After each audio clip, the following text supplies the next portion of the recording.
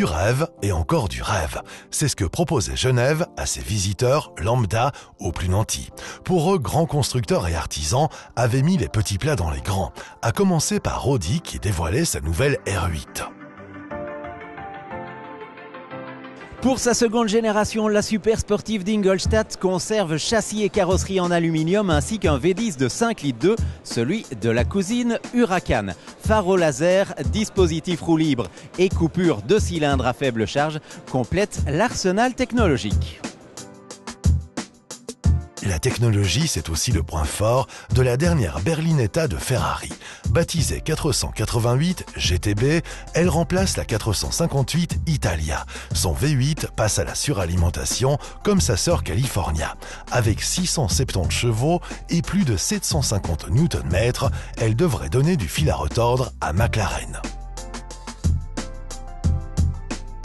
Et ça tombe plutôt bien puisque le constructeur présente ici sa 675 LT, une dénomination, Stéphane Certan, qui occupe une place à part dans la gamme. Oui, tout à fait. Hein. C'est l'héritage de la marque, puisque la LT, c'était une toute petite voiture. Si vous vous rappelez la McLaren F1, on avait fait une voiture qui s'appelle Longtail et qui était en fait la quintessence de ce que techniquement on pouvait faire une voiture plus légère, plus performante, plus efficace. C'est le cas ici avec cette voiture, 675 chevaux, 700 Nm de couple. Et imaginez-vous le 0 à 200 en 7 secondes 9, le 0 à 100 en 2 secondes 9. C'est phénoménal. 100 kg de moins aussi par rapport à une 650S. Alors, c'est important de le préciser, cette 675 ne remplace pas la 650S. Non, elle vient en complément dans la gamme et c'est la voiture de sport, c'est celle qui vient coiffer la gamme. De l'autre côté de la Manche toujours, Aston Martin dévoilait une autre terreur des circuits, la Vulcan. Annoncé comme le modèle le plus radical produit à ce jour par la marque, il ne sera d'ailleurs admis que sur circuit. Au programme, un V12 de plus de 800 chevaux, une carrosserie en carbone et 24 exemplaires échangés contre un chèque de 2 millions d'euros chacun. Enfin, la plus délirante de toutes, la Koenigsegg Regera. 1500 chevaux dont 700 fournis par 3 moteurs électriques. Une fois n'est pas coutume, la dernière de chez Lexus devrait s'en passer. Point de groupe hybride en effet pour la nouvelle GSF, mais un gros V8 de 5 litres et 473 chevaux.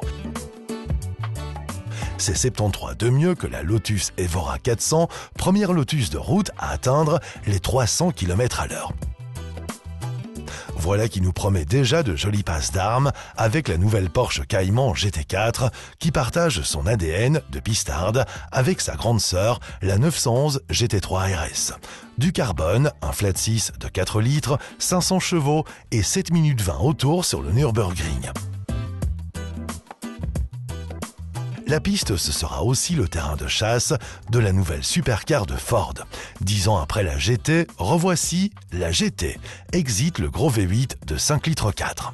Pour sa seconde renaissance, le mythe se contentera d'un V6 de 3 litres 5 à double suralimentation. De 600 chevaux tout de même.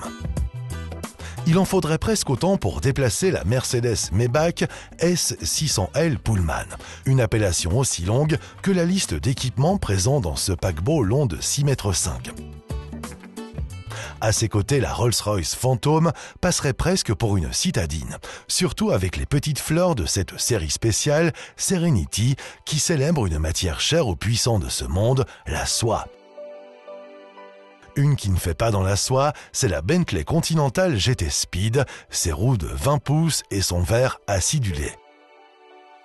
Mais le verre que l'on retiendra, c'est celui du concept EXP10 Speed 6. Peut-être la plus belle voiture du salon et l'espoir chez Bentley d'un nouveau modèle à la définition plus sportive que Grand Tourisme. L'heure est aussi au projet d'avenir chez Nissan qui présente ici Stéphane Chauville, un concept qui lève le voile sur ce que pourrait être à l'avenir le design de la marque.